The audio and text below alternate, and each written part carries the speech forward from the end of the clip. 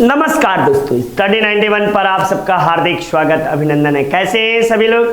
जल्दी से फटाफट सभी लोग लाइव आ जाइए, जल्दी जल्दी, ठीक ना।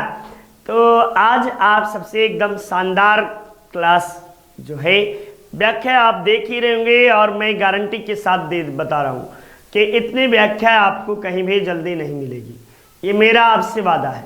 लेकिन पता नहीं आप सबों के दिल में दिमाग में क्या है, कैसे है, ये तो ईश्वर ही जानता है, ऊपर वाला ही जानता है।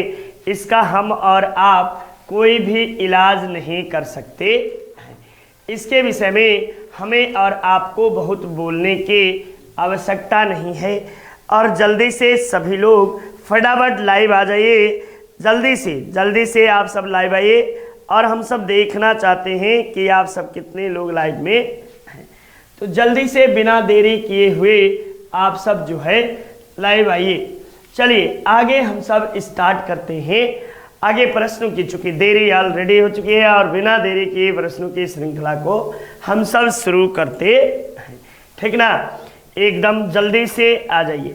और देखिए पहला ही आया कि नागा अर्जुन ने किस संप्रदाय के स्थापना की। तो नागा अर्जुन के द्वारा आपको किस संप्रदाय की स्थापना की गई, यह सबसे प्रमुख बात है, ठीक ना।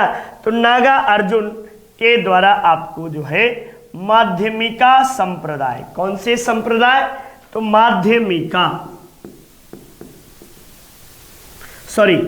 माध्यमिका संप्रदाय की स्थापना की गई। और माध्यमिका सूत्र नामक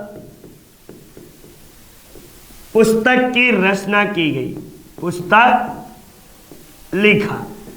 ये आपको बातें हैं। फिर आपको नागा अर्जुन किसका समकालीन था या दरबारी था, तो यह कनिष्क का दरबारी था, नेक्स्ट और क्या था, तो इसे भारत का आइंस्टीन कहते हैं। इसे भारत का आइंस्टीन कहा जाता है। साथ ही साथ आपको नागा अर्जुन जो था ये बहुत बड़ा विद्वान तो था ही। इसके बाद योगाचारवाद के प्रवर्तक कौन थे? तब आप जवाब दीजिएगा मैत्रेयनाथ को योगाचारवाद का प्रवर्तक कहा जाता है।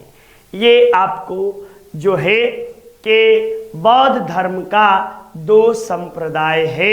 आपको नागा अर्जुन के द्वारा माध्यमिकवाद और मैत्रेयनाथ के द्वारा योगाचारवाद का प्रतिपादन किया गया।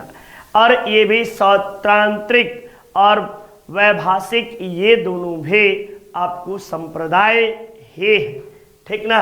चलिए नेक्स्ट देखिए, पेरिप्लस के अनुसार भारत में समुद्री यात्राएं किस माह में की जाती थी। तो पेरिप्लस, इसका पूरा नाम जो है, पेरिप्लस ऑफ द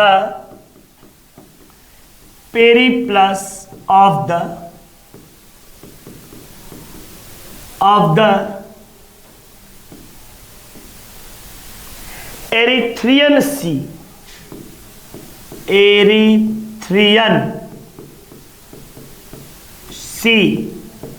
की पुस्तक की रचना आपको की जाती है, ठीक ना। ये आपको, इसके लेखक कौन है, तो लेखक इसका अज्ञात है। क्या जानकारी मिलती है? जानकारी तो समुद्री यात्राओं के मार्ग के व्यापारिक जानकारी मिलती है, व्यापारिक जानकारी प्राप्त होते हैं। ठीक ना। इस और ग्रंथ से क्या मिलती है? तो इस ग्रंथ से भारत के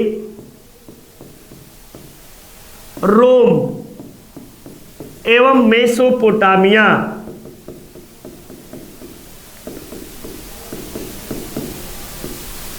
के साथ व्यापारिक संबंध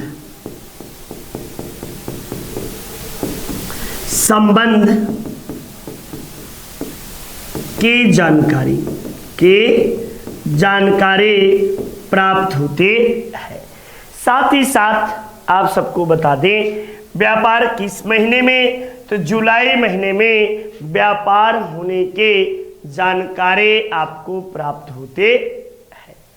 ठीक, यहाँ तक किसी को कोई भी दिक्कत आप सबको नहीं आया होगा।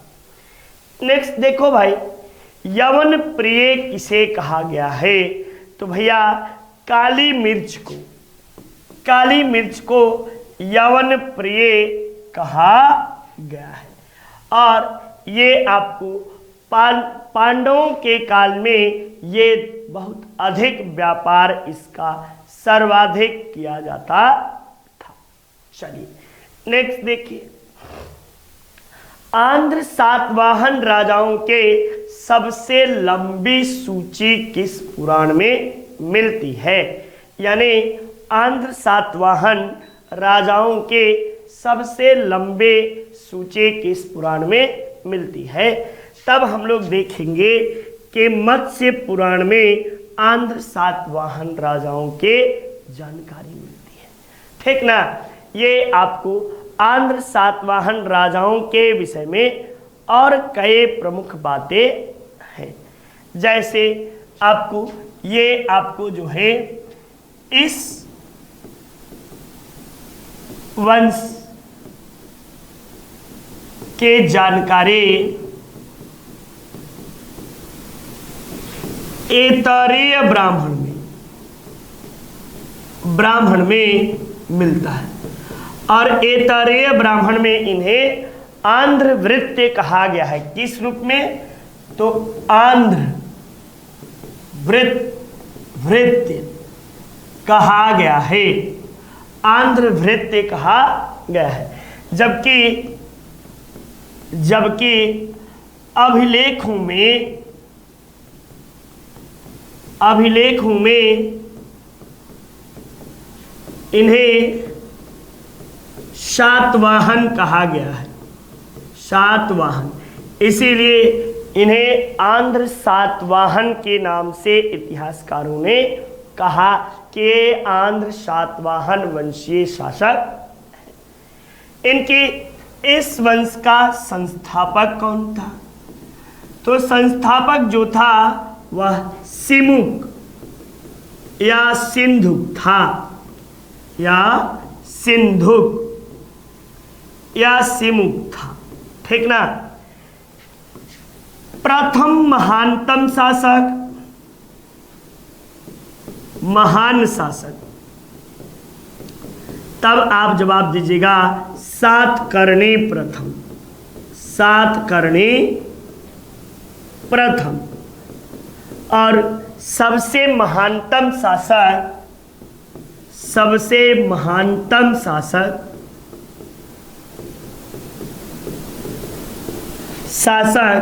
तब जवाब दीजिएगा गौतमी पुत्र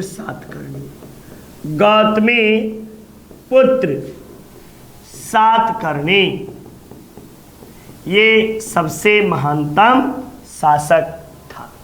ये बातें हम सबने देखे, आपने चीजों को समझा। चलिए आइए नेक्स्ट प्रश्न। कनिष्क के सारनाथ बौद्ध प्रतिमा अभिलेख के तिथि क्या बतलाई गई है? तो कनिष्क के सारनाथ बौद्ध प्रतिमा के जो तिथि बतलाई गई है वह 81 ईस्वी बतलाई गई है। अब आइए कनिष्क। तो कनिष्क जो था किस वंश का था? तो यह कुषाण वंश का था। किसका? कुषाण वंश का। ठीक ना। और क्या कहते हैं? तो कनिष्क को द्वितीय अशोक क्या कहा जाता है? द्वितीय अशोक के नाम से अशोक कहा जाता है। फिर इसके समय में आपको चतुर्थ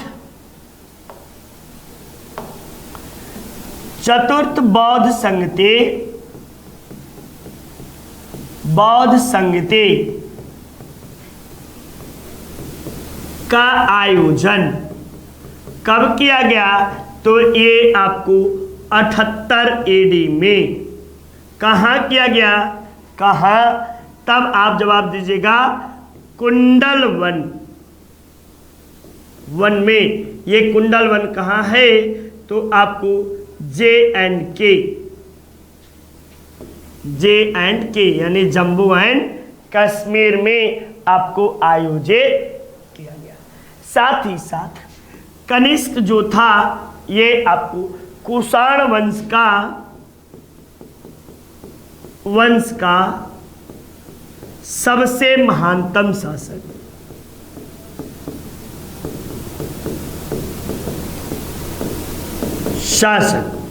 माना जाता है। यह जो था यह बौद्ध धर्म के महायान शाखा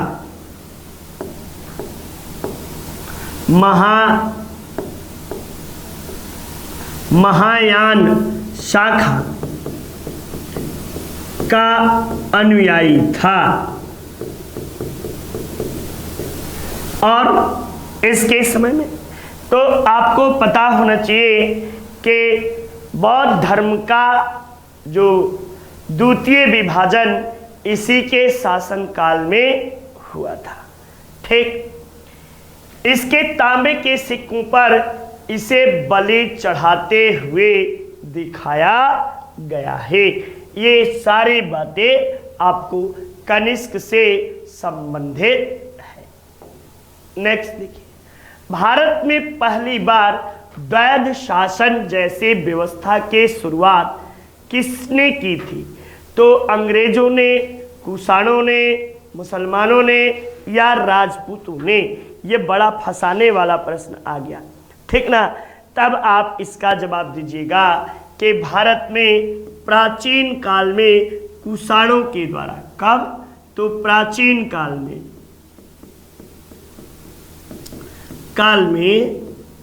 कुषाणों द्वारा, ठीक ना, कुषाणों ने की थी। अब बात आई अंग्रेजों की, तो अंग्रेजों ने द्वैध शासन सर्वप्रथम लगाया। कब लगाया? तो 1765 से लेकर 1772 तक द्वैध शासन रहा। कहाँ रहा? तो बंगाल में रहा। द्वैध शासन का प्रवर्तक कौन था? द्वैध शासन का प्रवर्तक कौन था? तब आप जवाब दीजिएगा लियोनीसियस कॉर्टिज, या लियो कॉर्टिज भी लिख सकती हो। लियो कॉर्टिज आपको द्वैध शासन का प्रवर्तक माना जाता है।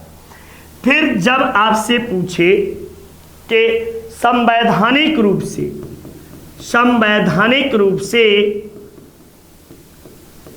से द्वैध शासन कब लगा? तब जवाब देना बच्चा कि 1784 के पिट्स इंडिया एक्ट से। 1784 के पिट्स इंडिया एक्ट और कब तक चला? से कब तक? 1858 तक चला।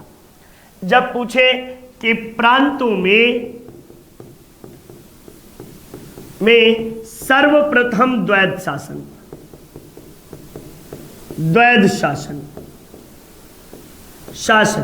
तब जवाब दीजिएगा 1919 के अधिनियम के तहत। आज जब पूछे कि केंद्र में द्वैध शासन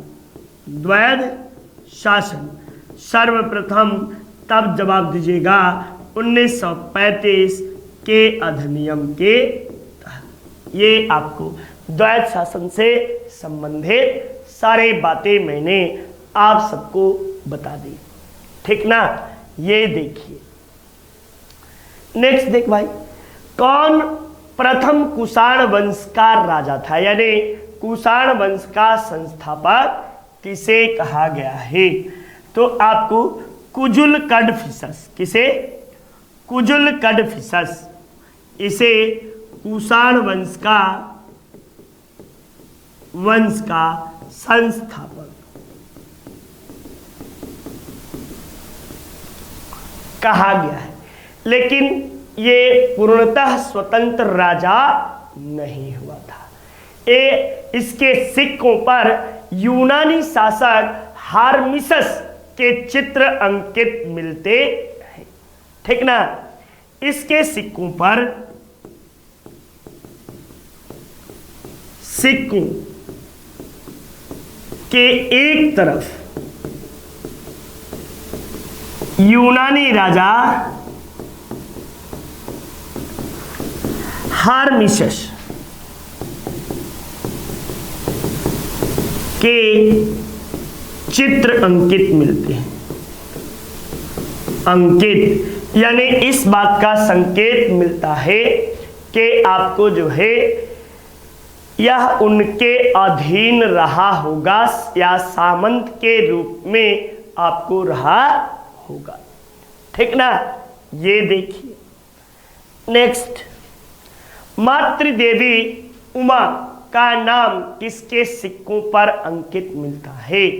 तो भैया ये आपको कुषाण वंशीय वीम कडफिसस वंशीय शासक वीम कडफिसस, किसके, वीम कडफिसस के सिक्कों पर आपको चित्र मिलता है। ये एक बात हुआ। ये देखो नेक्स्ट, वीम कडफिसस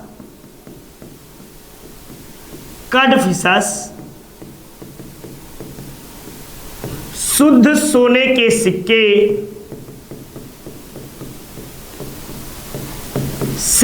जारी किए।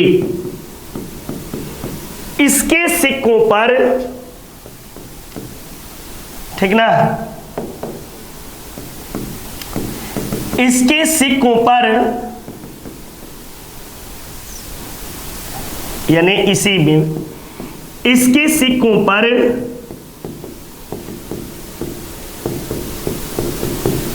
पार्वती, शिव, विष्णु, आपको कार्तिकेय, नंदी, आपको संकर्षण आदि के चित्र मिलते हैं, आदि के चित्र मिलती है, ठीक ना। इसकी जो उपाधि थी, यानी इसकी उपाधि भारतीय राजाओं की तरह थी और महेश्वर की,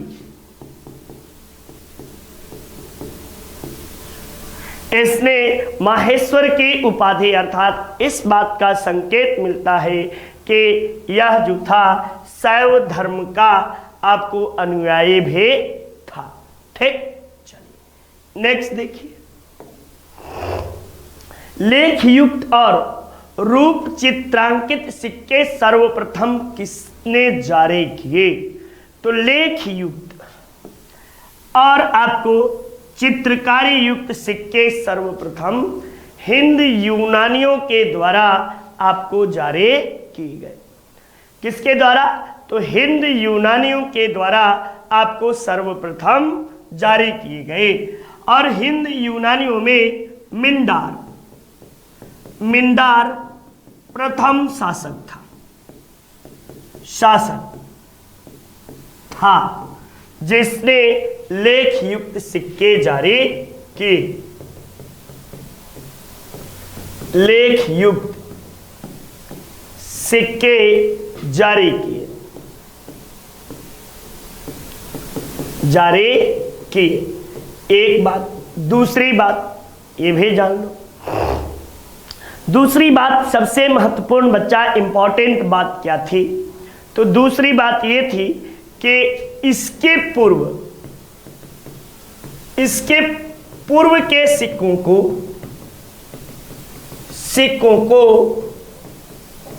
आहत सिक्का कहा जाता था। आहत सिक्का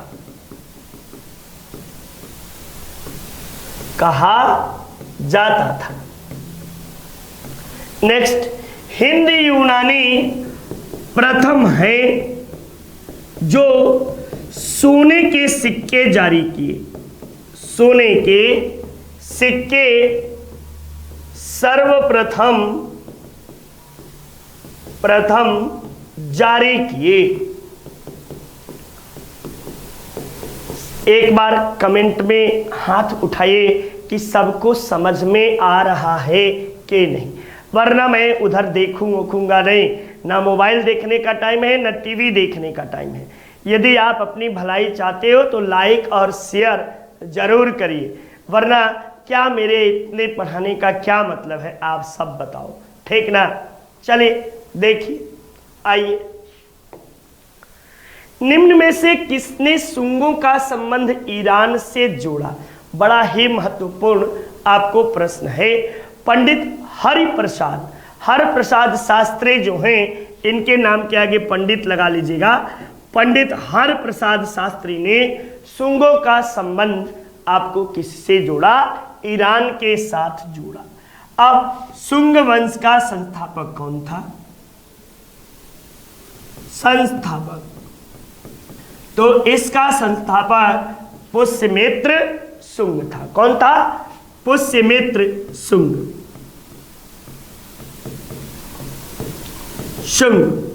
एक बात और जानकारी दे दूं कि वर्णभट्ट के हर्षचरितम में, वर्णभट्ट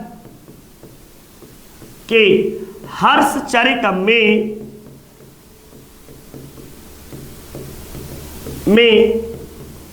इन्हें अनार्य कहा गया है। अनार्य कहा गया है, ये बात आप सब जान लो। इसके साथ ही सुंग वंश जो था प्रथम ब्राह्मण वंश भी है। प्रथम ब्राह्मण वंश है।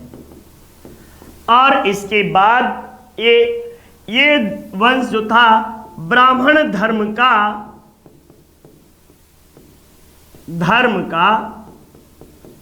संरक्षक था। और ऐसा भी उल्लेख मिलता है कि अशोक द्वारा निर्मित 84,000 बौद्ध स्तूपों को इसने नष्ट करा दिया था, लेकिन ऐसी बात नहीं है। नेक्स्ट देखो, ये हमारे कोचिंग के शानदार आपको क्लासेस चल रहे हैं, और जिन्हें बैच खासकर बिहार दरोगा से परचेजिंग करना है वो परचेज कर सकता है, ठीक ना।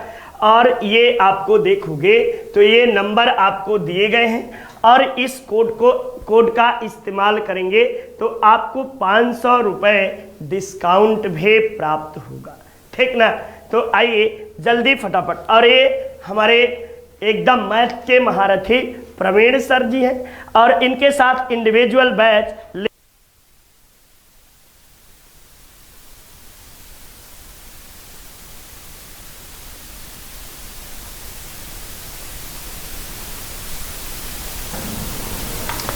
नेक्स्ट देखो, आओ आगे हम सब आइए देखते हैं अगले प्रश्न की। सातवाहनों की राजकीय भाषा क्या थी? वाह, शानदार प्रश्न है, ठीक ना। ये राजकीय भाषा क्या थी? तो सातवाहनों की राजकीय भाषा प्राकृत थी। क्या थी? सातवाहनों की राजकीय भाषा प्राकृत माने जाते हैं। ये बात आपको है। साथ ही साथ आपको बता दें कि इसके साथ साथ और प्रमुख बातें, तो सातवाहन वंश का संस्थापक,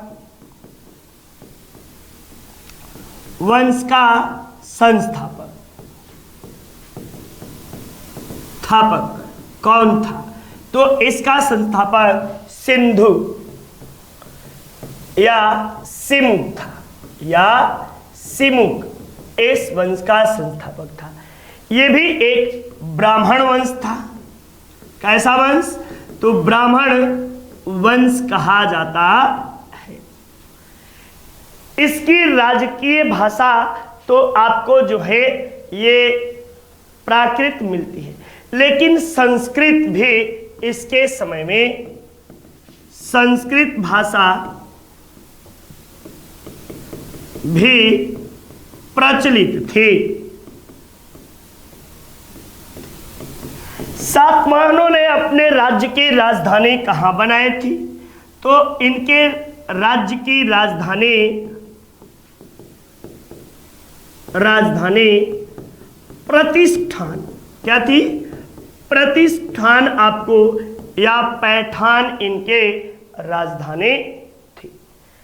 नेक्स्ट प्रमुख बातों में आपको जो है कि सातवाहनों के काल में आपको जो था, ब्राह्मण धर्म एक बार पुनः बहुत तेजी से पलटा था। ये राजवंश लगभग शासनकाल, तो लगभग आपको 300 वर्षों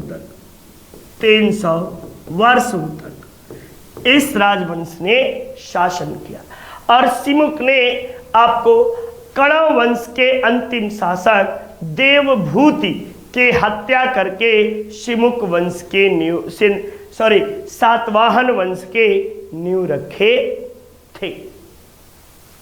नेक्स्ट देख भाई, प्रसिद्ध वैयाकरण पतंजलि किसके समकालीन थे? तो अग्निमित्र के, पुष्यमित्र के, वसुमित्र के या गौतमी पुत्र सातकर्णी के? तो भैया ये आपको गौतमी पुत्र सातकर्णी के समकालीन थे। और क्या क्या जानना है पतंजलि से? तो पतंजलि जो थे योग दर्शन के प्रतिपादक और क्या किए? साथ ही साथ योग सूत्र एवं महाभाष्य ग्रंथ की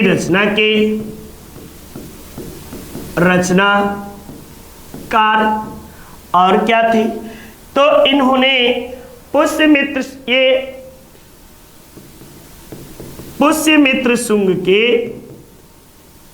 शुंग के पुरोहित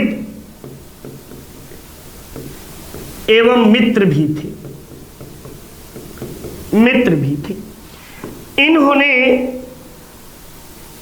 इन्होंने 2 अश्वमेघ, यानी किसने? तो पुष्यमित्र शुंग ने, ऐसे कर लो, इन्होंने की जगह में पुष्यमित्र शुंग ने इनके दिशा निर्देश पर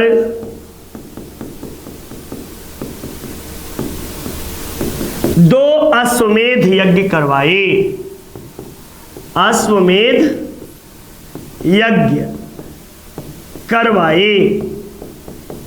ये आपको प्रमुख बातें हैं।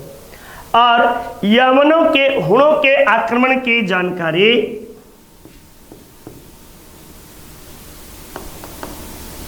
यवनों के आक्रमण की जानकारी महाभाष्य से मिलती है। मिलते हैं।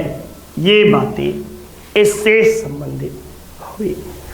नेक्स्ट देखिए, आइए, शुंग शासक निम्न में से किस धर्म को मानते थे? तो अभी बताया मैंने कि ब्राह्मण धर्म को मानते थे और कुल 10 शुंग शासक हुए, शासक आपको हुए। और एक बात बता दें कि अग्निमित्र ने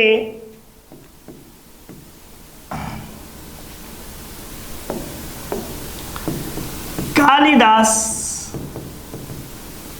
की रचना मालविका अग्निमित्रम,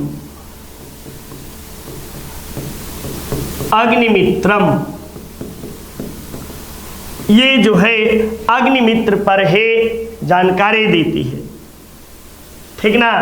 ये अग्निमित्र के जानकारी भी देती है। साथ ही साथ अग्निमित्र ने यवनों को सिंधु नदी के किनारे पर पराजित किया था। सिंधु नदी के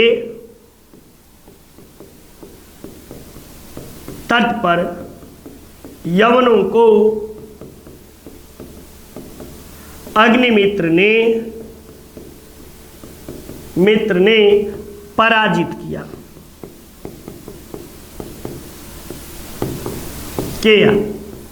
और क्या हो सकता है?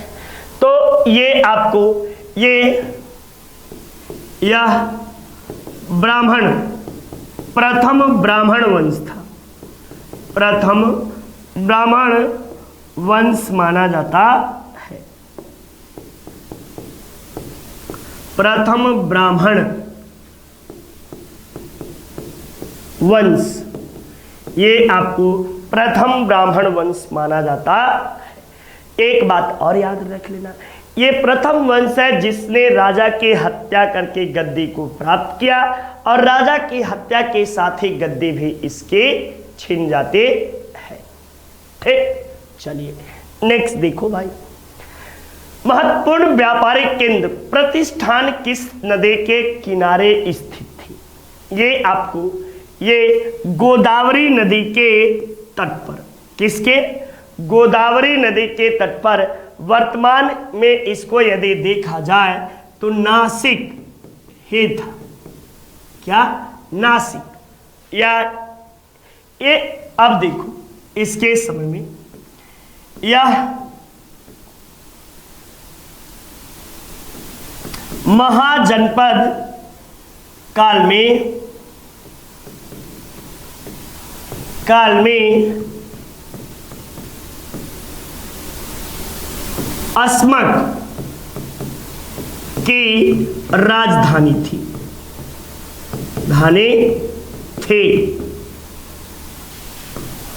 अस्मक दक्षिण भारत का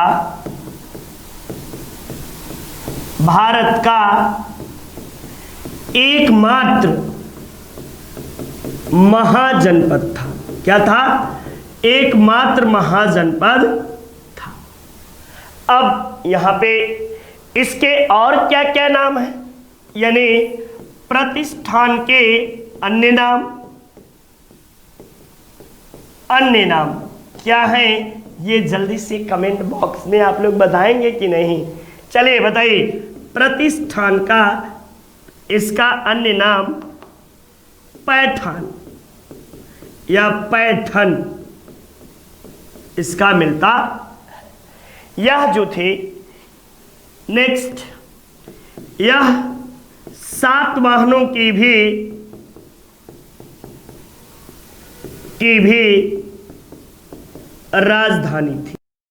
राजधानी थी। ये आपको प्रमुख बातें हुई ना। चलिए आइए हम अगले बातों में चलते हैं। गौतमी पुत्र सातकर्णी का प्रमुख विवरण उसकी माता द्वारा उत्कीर्ण कराए गए अभिलेखों से मिलता है। निम्न में से कौन सा इन अभिलेखों से संबंध है? तो आपको नासिक अभिलेख। कौन सा? नासिक अभिलेख। हाथी गुफा अभिलेख किससे बताता है? तो खारवेल से संबंधित जानकारी देता है। जबकि नाना घाट अभिलेख जो है रानी नागनिका, किसके? तो रानी नागनिका ये आपको खारवेल हाथी गुफा अभिलेख, ये आपको इस अभिलेख में सर्वप्रथम भारतवर्ष का उल्लेख मिलता है। ठीक ना, ये बात हुआ बच्चा। रानी नागनिका के अभिलेख में जो है सातकर्णी प्रथम को दक्षिणा पथ का स्वामी कहा गया है। पथ का स्वामी कहा गया है। जब आप देखोगे नासिक अभिलेख, तब आप देखोगे कि नासिक अभिलेख में आपको इसका निर्माण किसने कराया है? तो आपको गौतमी पुत्र सातकर्णी की मां गौतमी के द्वारा निर्मित है। और इस अभिलेख में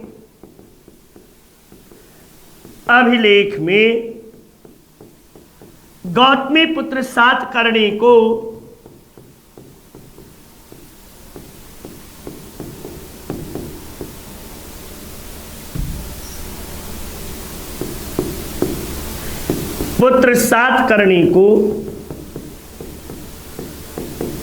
कर्णी को क्या कहा गया है? तो एकमात्र ब्राह्मण या अद्वितीय ब्राह्मण कहा गया है।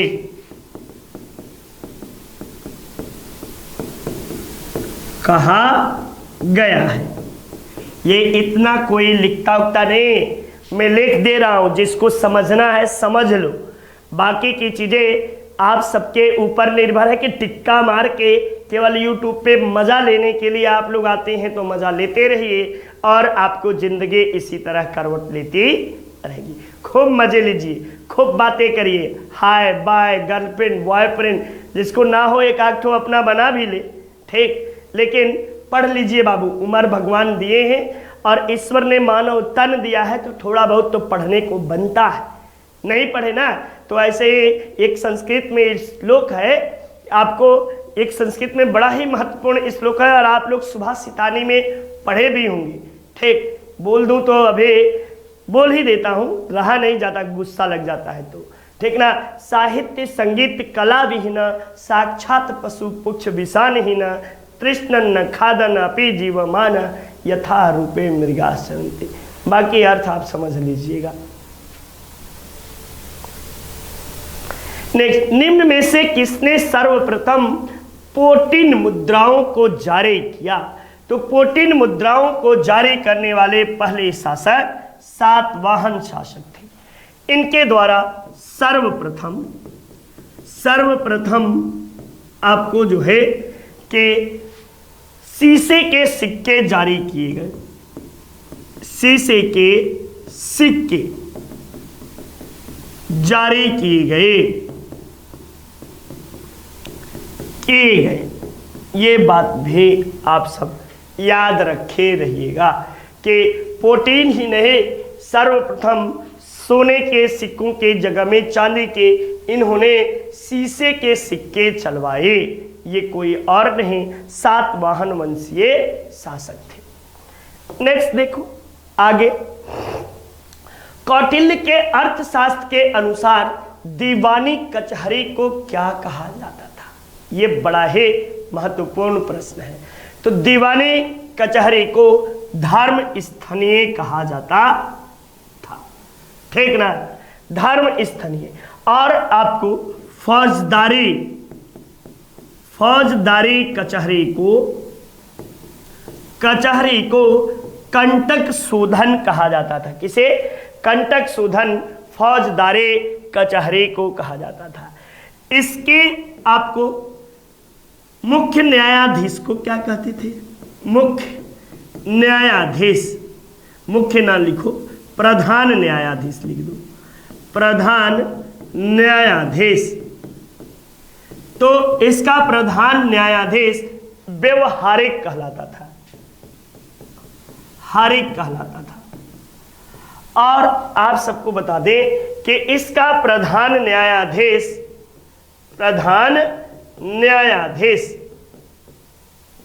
क्या कहलाता था तब? प्रदेष्टा, ट्रा नहीं टा,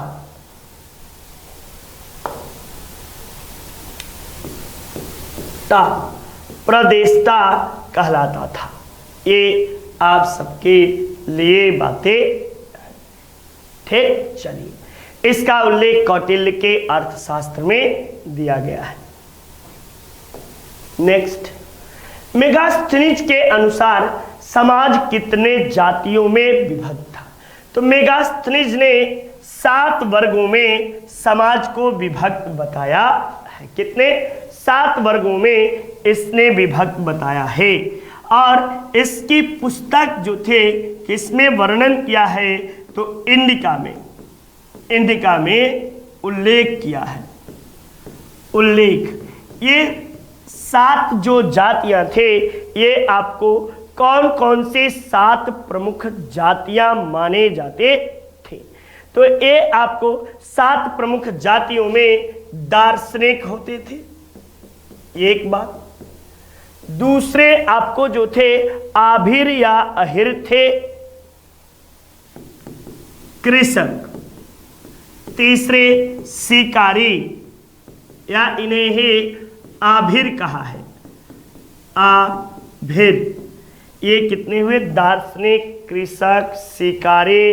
अब आपको जो अन्य में आपको कौन कौन से हैं? तो शिल्पी,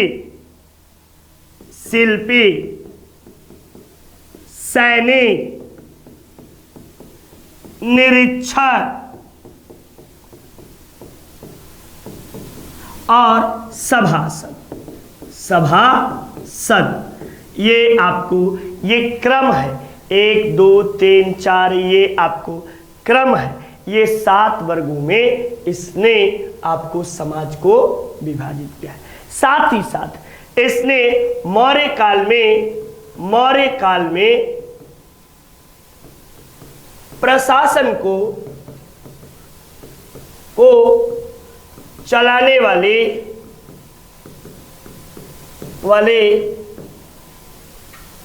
6 समितियों का वर्णन किया है। और 5-5 सदस्यों वाले ये समिति हुआ करते थे। नेक्स्ट, किस इतिहासकार ने सेंड्रोकोट्स का समीकरण आपको जो है चंद्रगुप्त मौर्य से किया है? तो ये आपको किसने किया है? तो सर विलियम जोन्स ने सेंड्रोकोट्स के पहचान जो है चंद्रगुप्त मौर्य के रूप में किया है। इसके पहले ये आपको प्लूटार्क और जस्टिन, प्लूटार्क ये है और जस्टिन, इन दोनों ने सेंड्रोकोट्स और एंड्रोकोट्स के रूप में, इसने जो है एंड्रोकोट्स कहा है और जस्टिन ने सेंड्रोकोट्स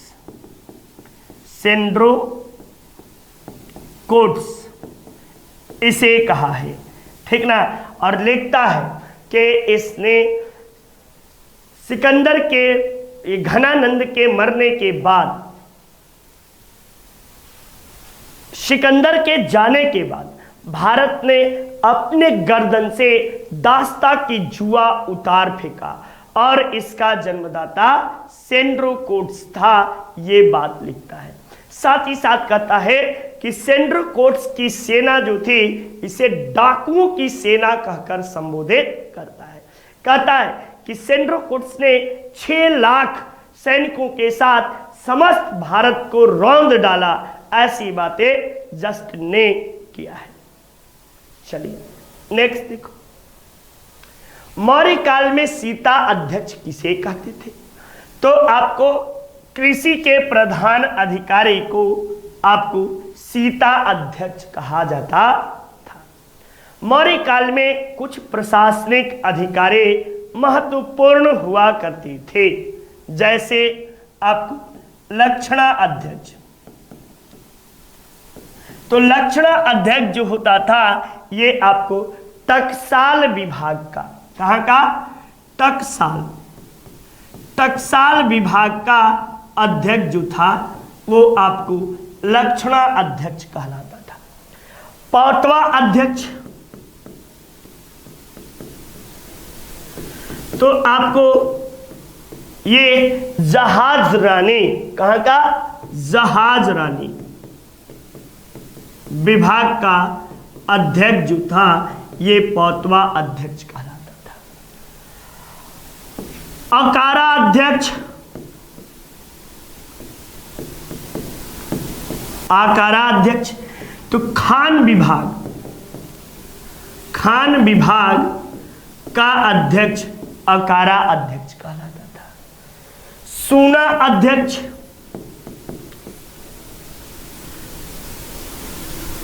सूना अध्यक्ष ये किससे? तो बूचड़ खाने का, बूचड़ खाने का अध्यक्ष का अध्यक्ष आपको कहलाता था। साथ ही साथ आपको नवा पणया अध्यक्ष,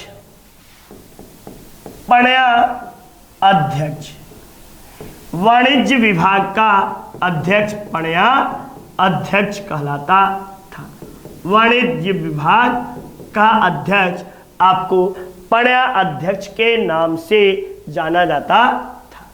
पौटवा अध्यक्ष मैंने थोड़ा सा मिस्टेक हुआ है, और पौटवा अध्यक्ष में जहाज रानी विभाग की जगह में आपको बंदरगाह कर लेना, ठीक ना? विभाग की जगह में बंदरगाह, और नवा अध्यक्ष जो था, नवा अध्यक्ष ये आपको जहाज रानी विभाग का अध्यक्ष होता था। तो इस तरह से आप सब देखोगे तो कुल आपको चाणक्य के यानी कौटिल्य के अर्थशास्त्र में आपको इन अध्यक्षों के लंबे सूची दी गई है। ये इंडिविजुअल बाय नितिन सर, जिसको लेना है शानदार तरीके से आप सब बैच को ले सकते हैं, ठीक ना? ये देखिए आगे आइए। चंद्रगुप्त मौर्य के शासनकाल में सौराष्ट्र का प्रांतपति कौन था? यानी चंद्रगुप्त, सौराष्ट्र बोले तो वर्तमान का गुजरात, ठीक ना? वर्तमान गुजरात ये आपको हुआ। अब इसमें से सौराष्ट्र ये देखिए, पुष्यगुप्त वैश्य, इसका पूरा नाम पुष्यगुप्त वैश्य था, ठीक ना? यही था। और इसकी सबसे बड़ी जानकारी कहाँ से मिलती है? तो इसकी जानकारी जूनागढ़ अभिलेख से। कहाँ से? जूनागढ़ अभिलेख से इसके जानकारी प्राप्त होते हैं। साथ ही साथ इसने किया क्या था? तो उर्जयंत एवं रैवतक पर्वत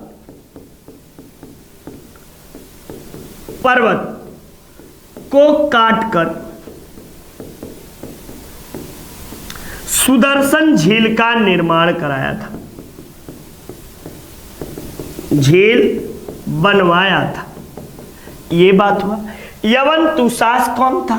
तो यह अशोक के काल में के समय सौराष्ट्र का प्रांतपति था, ये था। आगे राधागुप्त कौन था? तो यह अशोक का अमात्य था। अब दिया है बिंदुसार, तो यह जो था यह अशोक का पिता तथा चंद्रगुप्त मौर्य का पुत्र माना जाता है, बिंदुसार। ठीक ना, ये बातें आपको। नेक्स्ट, निम्न में से किस स्थान पर अशोक ने भूमि कर घटाकर 8वां भाग कर दिया था? तो इसकी जानकारी आपको कहां से मिलती है? तो ये रुम्मिनदेई अभिलेख से, रुम्मिनदेई अभिलेख,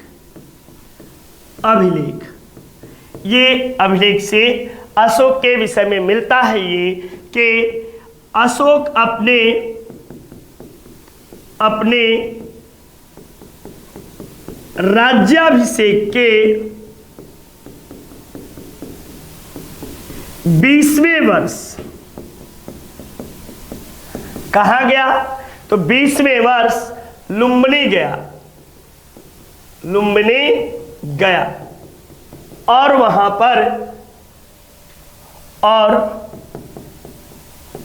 पर भूमि कर 1/6 से घटाकर 1/8 कर दिया। एक बात हुआ, ये बात है। अभिलेख यह अशोक का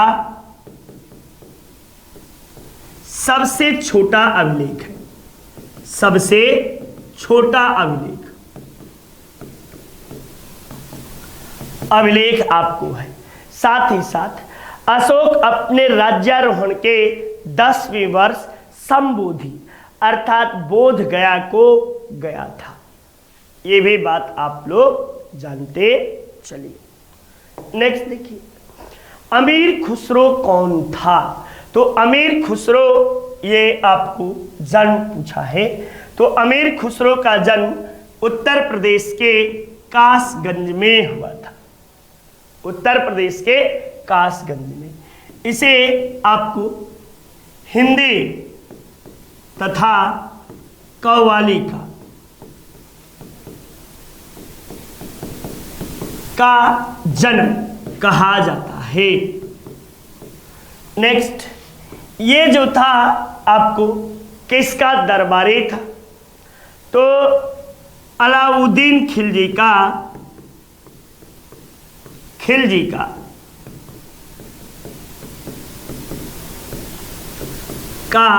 दरबारी कवि था।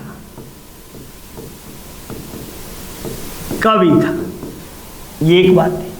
नेक्स्ट, ये आपको जो था कि सितार का आविष्कारक भी कहा जाता है, सितार का आविष्कारक भी इसे माना जाता है। साथ ही साथ इसने दिल्ली के 7 सुल्तानों के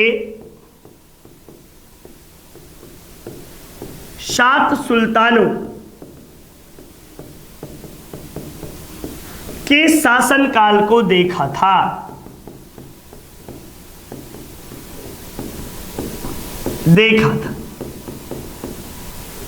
ये आपको सूफीवाद के चिश्ती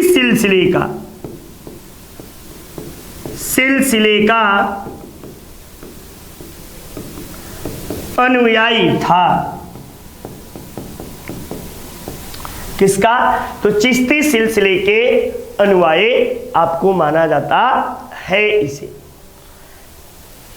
नेक्स्ट देखिए, आइए, तारीख ए फिरोज शाही की रचना किसने की? तो तारीख ए फिरोज शाही की रचना आपको जियाउद्दीन बर्नी के द्वारा तारीख ए फिरोज शाही की रचना की गई। ठीक ना? और आपको इब्न बतूता जो था, इसने कौन सी पुस्तक लिखी? तो रेहला, सफरनामा या रेहला के नाम से लिखा था। एक कब आया था? तो आपको ए मोहम्मद बिन तुगलक MBT के शासनकाल में आया था।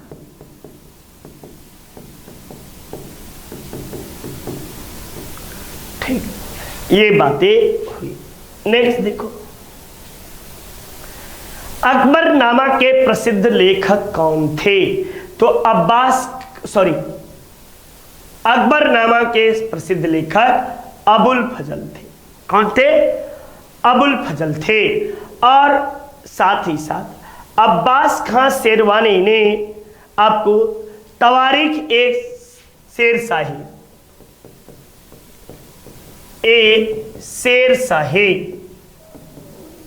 शाही नामक पुस्तक के रचना की थी। और खफी खां के द्वारा मुंतकब उल लुबाब की रचना इनके द्वारा आपको किए गए। किस, ठीक ना?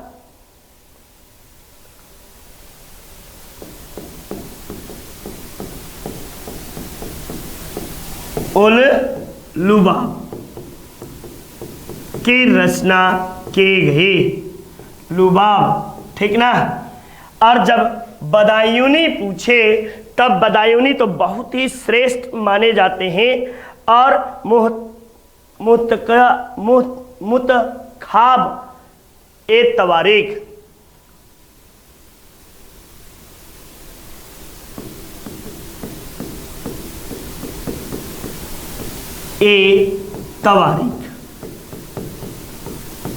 इनके द्वारा लिखा गया था। ये जो थे इन्होंने आपको अकबर का विरोध किया था, ठीक ना? ये बातें थी। नेक्स्ट, हुमायूं नामा के लेखक कौन है? तो हुमायूं नामा के लेखक गुलबदन बेगम है। कौन? गुलबदन बेगम। ये कौन थे? तो यह आपको हुमायूं की बहन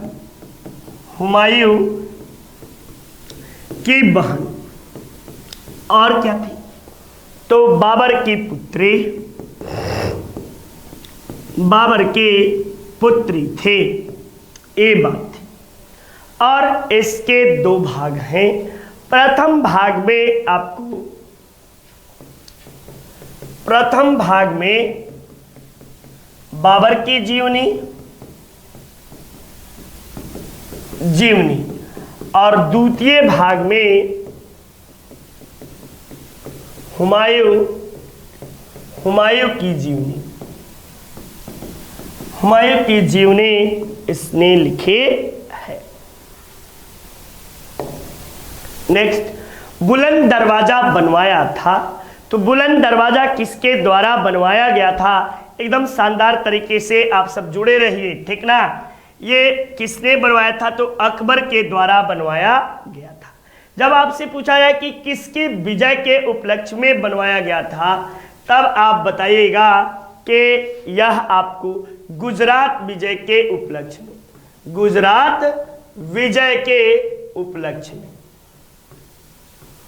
उपलक्ष्य में बनवाया गया था। इसका निर्माण प्रारंभ कब हुआ था? तब आप बताइएगा कि 1573 में इसका निर्माण प्रारंभ हुआ था। जब आपसे पूछे कि पूर्ण कब हुआ, तब आप बताइएगा 1601 ईस्वी में इसका निर्माण पूर्ण हुआ, ठीक ना? ये आपको कहाँ पे है? तो बुलंद दरवाजा फतेहपुर सीकरी में है। फतेहपुर सीकरी में है। ये प्रमुख बातें।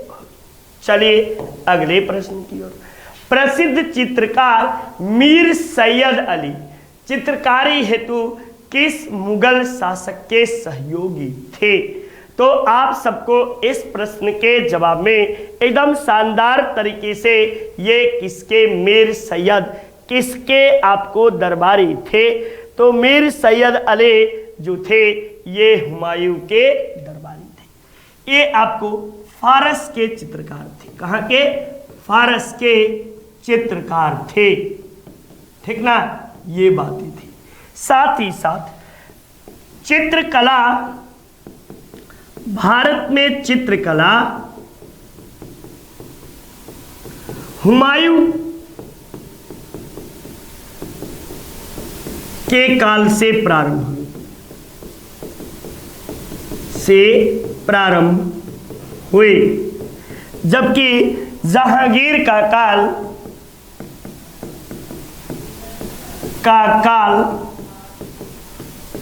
चित्रकला का स्वर्णिम कहा जाता है। ठीक, चलिए नेक्स्ट देखो। अलाउद्दीन खिलजी द्वारा बनाया गया अलाई दरवाजा कहाँ है? तो अलाई दरवाजा नई दिल्ली में आपको स्थित है। अलाउद्दीन खिलजी आया तो ये आपको इसका शासनकाल याद कर लो। शासनकाल इसका जो था कब से कब तक था? तो 1296 से लेकर 1316 ईस्वी तक था। ठीक, इसने बाजार नियंत्रण प्रणाली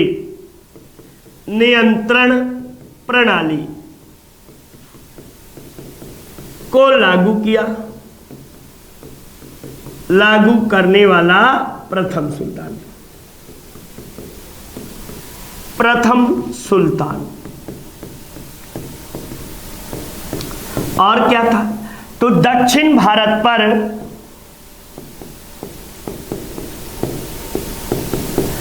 अभियान करने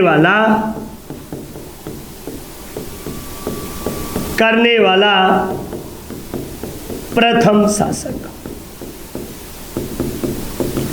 साथ ही साथ सैनिकों का पद स्थायी करने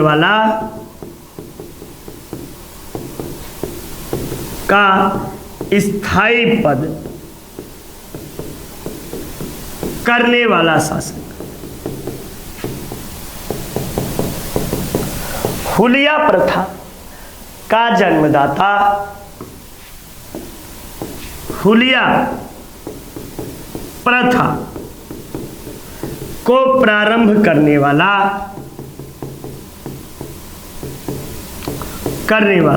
साथ ही साथ सर्वप्रथम आपको जौहर प्रथा का उल्लेख इसी के शासनकाल में मिलता है। ठीक, चलिए नेक्स्ट। दिल्ली का प्रसिद्ध लौह स्तंभ जो सदियों से बिना जंग लगे खड़ा है, वह किस परिसर में आपको स्थित है? तो यह आपको कुतुब मीनार परिसर में स्थित है। इसका निर्माता कौन था? तब आप जवाब दीजिएगा चंद्रगुप्त विक्रमादित्य। चित्रगुप्त लिख रहे हैं, चंद्रगुप्त विक्रमादित्य। इस पर नाम भी उल्लिखित है, इस पर चंद्र नाम उल्लिखित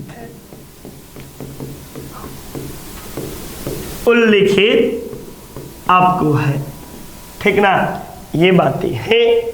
अब जो है कि कुतुब मीनार, लाल किला, ये सब बातें, हुमायूं का मकबरा, जामा मस्जिद, ये सारे चीजें आप लोग देख लीजिएगा। ठीक,